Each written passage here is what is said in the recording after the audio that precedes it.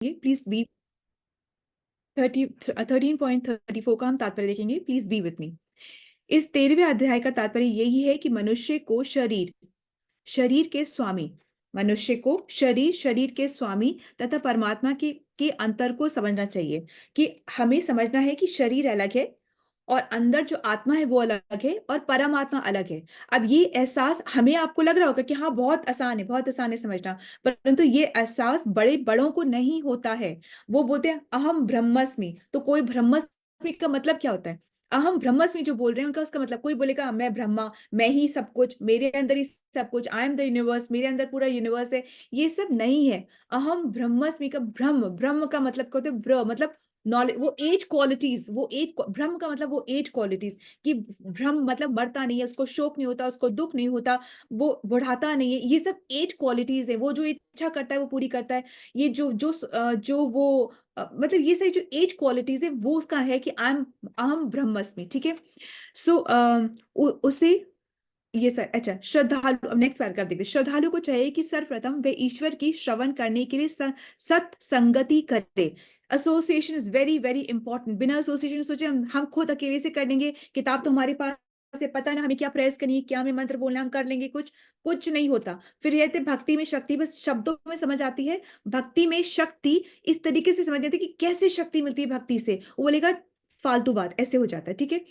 तो श्रद्धालु को चाहिए कि सर्वप्रथम वे ईश्वर का श्रवण करने के लिए, श्रवण ईश्वर का ही करना है, कुछ और नहीं। ठीक है। उसी में पूरा ज्ञान है, उसी में पूरी साइंस, सब कुछ उसके अंदर आ ही जाता है। ऑब्वियसली ईश्वर यही बताते हैं कि तुम अपनी रिस्पॉन्सिबिलिटीज को पूरा करो, ये नहीं कहते कि तुम भक्ति कर लो सब कुछ छोड़ दो, कभी भी नहीं कहा, ऐसे कभी भी नहीं कहा। ठीक है। सत्संगति करें और धीरे धीरे प्रबुद्ध बने। कोई भी नॉलेज एकदम से नहीं होती, सनराइज भी एकदम से नहीं होता, धीमे धीमे पौ फटती है और धीमे धीमे अंधकार नष्ट होता है, धीमे धीमे हमें दिखाई पड़ता है। ज्ञान भी एकदम से ऐसे हेलो नहीं आ जाता कि ऐसे हेलो आ गया, धीमे धीमे ज्ञान प्रकाश होता है, धीमे धीमे हमें बातें समझ में आती हैं। ठीक है। यदि गुरु स्वीकार कर लिया जाए तो पदार्थ तथा आत्मा के अंतर को समझा, गुरु इज वेरी इंपॉर्टेंट, तभी हमें समझ में आता है कि मैटर, ये बॉडी अलग है, मैटर पदार्थ अलग है और अंदर जो आत्मा है वो अलग है। और वही अग्रिम, जब तक नहीं समझते तब तक हम बॉडी को ही सजाते रहते हैं, आत्मा को सजाते नहीं है। और वही अग्रिम आत्म साक्षात्कार के लिए शुभ आरंभ है। अच्छा, शुभ और अशुभ क्या होता है? What is Shubh and what is अशुभ? शुभ वो है जो कि हमें परमात्मा से मिलाए, आत्मा को परमात्मा से मिलाए, भक्ति करने का की अपॉर्चुनिटी दे, वो शुभ है सब कुछ। और जो न दे वो सब अशुभ है। गुरु अनेक प्रकार के उपदेशों से अपने शिष्य को देहात्म बुद्धि से मुक्त होने की शिक्षा देते हैं। गुरु बहुत एग्जाम्पल्स देते हैं कि देखो ऐसे समझो कि तुम देहात्म बुद्धि, मतलब अपने आप को बॉडी देह मत मानो, तुम आत्मा हो, अपने आप को आत्मा मानो। ये बातें बहुत फजूल की लगती है, पर ये एक्चुअली हर चॉइस, हर डिसीजन जो हम लेते हैं उसे बहुत मूल्यवान है ये। ठीक है। बस ये हमको समझना है, मनुष्य ये तो समझ सकता है, नेक्स्ट पैराग्राफ, मनुष्य ये तो समझ सकता है कि यह शरीर पदार्थ है, ये शरीर पदार्थ है, मैटर है, और इसे 24 तत्वों में विश्लेषित किया गया है। 5 वर्किंग सेंसेस, 5 ज्ञानेंद्रिया, कर्मेंद्रिया, ये सब करके 24 एलिमेंट से ये सजाया हुआ है, क्या, ये बॉडी। शरीर स्थूल अभिव्यक्ति है और मन तथा मनोवैज्ञानिक प्रभाव सूक्ष्म अभिव्यक्तियां हैं। ठीक है। जो शरीर है वो क्या है? ग्रॉस है। और जो अंदर जो है वो क्या है? वो सटल है, वो सटल है। मन, बुद्धि, अहंकार, ये सटल बॉडी है। और बाकी सारे जो विकार है, जो जितने भी हमारे इमोशंस है, ये मन के इमोशंस है। मन किसकी बात सुनता है? बुद्धि की। और तभी सुनेगा जब बुद्धि स्ट्रांग है। बुद्धि कैसे स्ट्रांग होगी? जब हम शास्त्रों का अध्ययन करेंगे, संग करेंगे, आचार्यों की बातें सुनेंगे, तो हमारी बुद्धि स्ट्रांग होगी। वरना बुद्धि भी ऐसे वीक हो जाएगी और जो मन करेगा वो ही, हाँ, बुद्धि भी वही, हाँ में हाँ, हाँ हाँ, हाँ ऐसे करती रहेगी और हमारा फॉल फॉल फॉल ही होता जाएगा। ठीक है। तो मन बुद्धि की सुने तो बुद्धि को स्ट्रांग करना बहुत जरूरी हो जाता है। ठीक है। और इन सब के ऊपर, इस बॉडी सोल के ऊपर कौन है? परमात्मा है। और वो ही सब चीज को, सबको कंट्रोल करें। मूल्य बात सीखने की इसमें ये है कि ये अलग अलग है, पर इन सबसे ऊपर कौन है? परमात्मा है, जो कि सबको कंट्रोल करें। So Hare Krishna, this understanding from today's shloka, and we will do the summary in a day or two. And Hare Shri Prabhupad की जय, श्रीमद् भगवद गीता की जय। Hare Krishna. Can we move to another service or are there any questions to be cleared? माता जी, मेरा सवाल नहीं है, लेकिन मैं ऐसे ही। माता जी आपकी आवाज नहीं आ रही। हरे कृष्णा।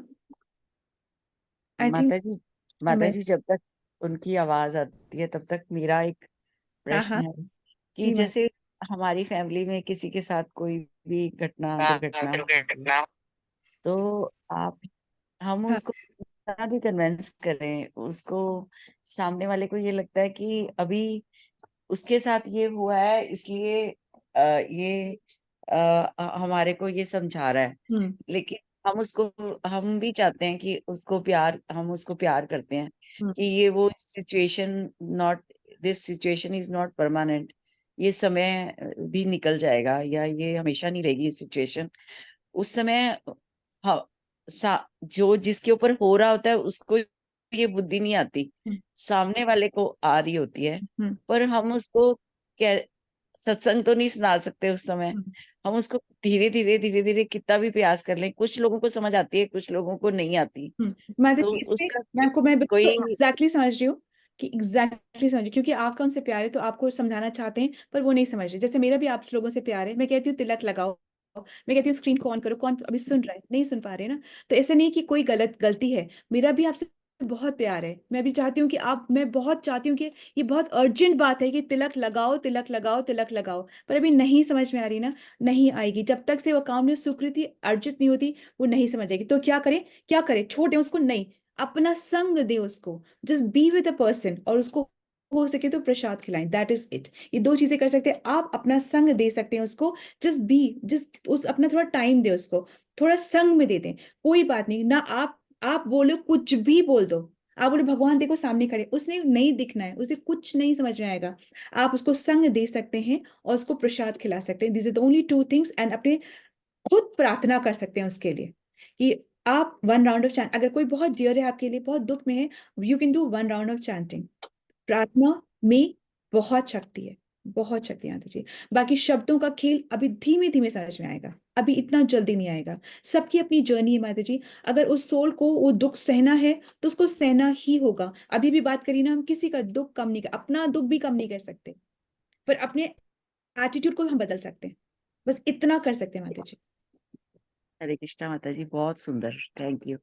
हरे कृष्ण माता जी। यस माता जी, आशा माता जी आप कुछ कह रहे थे, सॉरी। हरे कृष्णा माता जी, मैं ये कह रही हूँ, कोई भगवान की भक्ति भी करता है, हाँ। भगवान के लिए उस विरह व्यथा आ गई, विरह की, कि अब भगवान के पास ही जाना है, भगवान से मिलना ही है मुझे, तो कैसे भी मिलना है। तो वो सुख और दुख क्या अनुभव करेगा उस टाइम? दुखी हो रहा है तो भी भगवान शक्ति क्यों नहीं दे पाता है? या सुखी तो माता हो जी रहा नहीं, विरह का जो आनंद दुख है, मिलेगा। जो विरह का जो दुख है, भगवान से जो विरह का जो दुख है, तो बहुत अल्टीमेट अवस्था है, नंबर वन। कई बार हम सोचते हैं, हम हमारा खुद के अनर्थ होते हैं, हमारे खुद के दुख होते हैं, और हमें लगता है हम भगवान, जैसे हमारा कोई बहुत क्लोज वाला नहीं रहा, और अब हमने उस रिश्ते को भगवान में देखना शुरू कर दिया। तो एक्चुअली तो हम उस रिश्ते को मिस कर रहे हैं और कह रहे हैं हम भगवान से विरह कर रहे हैं। तो अव्वल तो इस बात को समझ पाना कि हम वाकई क्या भगवान से विरह करें, ये हमारा कुछ मिसिंग है। मतलब I have not found love in my life, ठीक है। हरे कृष्णा। सपोजिंग मैं I am very unlucky in love, just in case, जैसे I have not found love in my life, तो अब मैं भगवान से अपनी वो लॉ लगा लूं कि तुम ही मेरा प्यार हो, ऐसे सोच लो, ठीक है। तो अब मैं रो तो अपनी कमी के लिए रही हूं, पर नाम मैंने भगवान से कर दिया है कि तुम हो, अभी है, हो नहीं रहा है, पर ऐसा मुझे लग रहा है। मैं कोई ड्रामा भी नहीं कर रही हूं, पर मुझे ऐसा लग रहा है। तो उस होने में और लगने में बहुत बड़ा गैप होता है, उसको हम पूरा करते हैं। और सेकेंडली, अगर वाकई हो रहा है, अगर वाकई हो रहा है, ठीक है ना, जैसे चैतन्य महाप्रभु को वाकई हो रहा था, तो क्या होता है, जिसको हो रहा होता है फिर उसे कोई दुख नहीं होता है, उसको उस विरह में सुख आता है। और दूसरों को लगता है कि बहुत दुख में, जैसे गोपियां ना, गोपियों को विरह में बहुत सुख था, उनको कि कृष्ण के बारे में सोच के याद करके बहुत सुख था। दूसरों को, हमको लगता है कि बेचारी गोपियां, वो बेचारी नहीं, उनको बहुत सुख था, वो ऐसे ही रहना चाहती है। आप उनको बोल दो कि नहीं छोड़ो वहां का गांव, यहाँ आ जाओ, बहुत आपको बहुत अच्छे से रखते हैं, नहीं, वो उनको वहीं रहना था, ऐसा। Hare Krishna, let's move on quick. Can we move on to another service? Hare Krishna, Narsingh प्रणाम। नरसिंह। मैं